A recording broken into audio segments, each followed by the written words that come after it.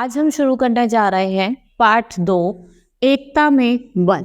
ठीक है, एकता में क्या होता है? बल होती है। अगर हम एकजुट रहे तो उसमें क्या होती है? ताकत होती है।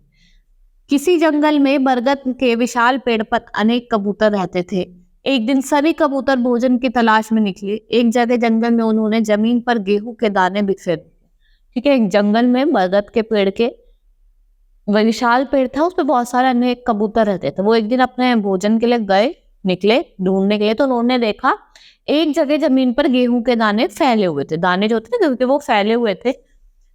दाने देखते ही सभी कबूतर खुश होकर बोले, वाह, एक साथ इतने दाने, चलो खाएं। लेकिन उनके सरदार बूढ़े कबूतर ने कहा, जरा सोचो, इस घने जंगल में ये दाने कहाँ से आए? जरूर कुछ गड़बड़ है।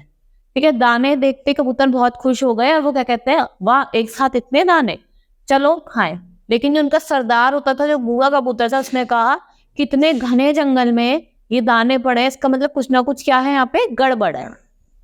लेकिन नौजवान कबूतरों ने बूढ़े कबूतर की बात पर ध्यान नहीं दिया और जमीन पर उतरकर दाने चुगने लगे। लेकिन नौजवान थे कबूतर, उन्होंने बूढ़े इंसान की बात पे ध्यान ही नहीं दिया। उन्होंने कहा, तो ऐसे ही कहते रहते। उन्होंने सोचा और वो जाके नीचे क्या ध्यान नहीं, और जमीन पे जाते चले दाने खाने लगी।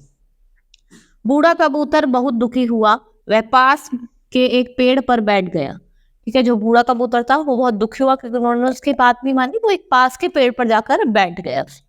पेट भरकर दाने चुगने के बाद कबूतर उड़ने की कोशिश करने लगे, पर उड़ नहीं पाए क्योंकि वह जाल में फंस चुके थे। ठीक है, जब उनका पेट वेट भर गया तो वो क्या करने लगे, वो उड़ने की कोशिश कर रहे थे लेकिन वो उड़ नहीं पा रहे थे। क्यों नहीं उड़ पा रहे थे? क्योंकि वो एक जाल में बंद हो गए थे। सभी कबूतर घबराए गए और जोर जोर से गुटर गु करने लगे। तब बूढ़ा कबूतर बोला, चिल्लाओ मत, नहीं तो कोई आ जाएगा। ठीक है, वो गुटर वो घबरा गए और गुटर करने लगे। तो बूढ़ा कबूतर कहता है कि चिल्लाओ मत, वरना तो कोई आ जाएगा।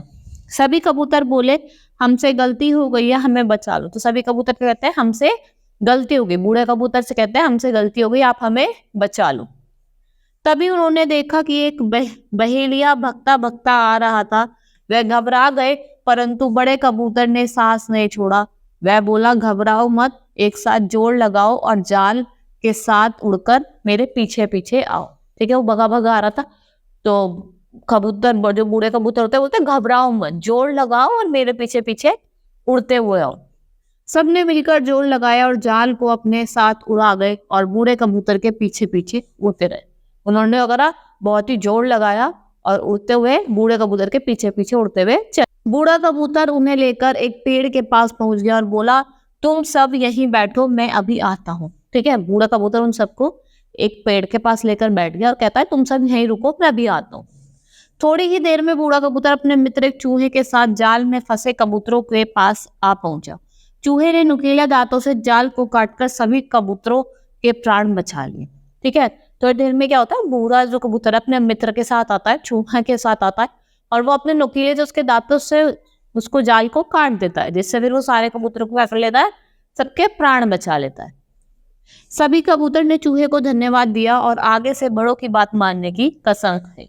सभी कबूतरों ने क्या करा, चूहे को धन्यवाद किया और क्या कसम खाई कि हमें बड़ों की बात माननी चाहिए। तो ये जो पार्ट है ये इसी पे ही है कि हमें सबको बड़ों की बात माननी चाहिए, जो बड़े कह रहे हैं वो सही कह रहे हैं। ठीक है, आज के लिए इतना ही। आपको ये समझ में आया होगा।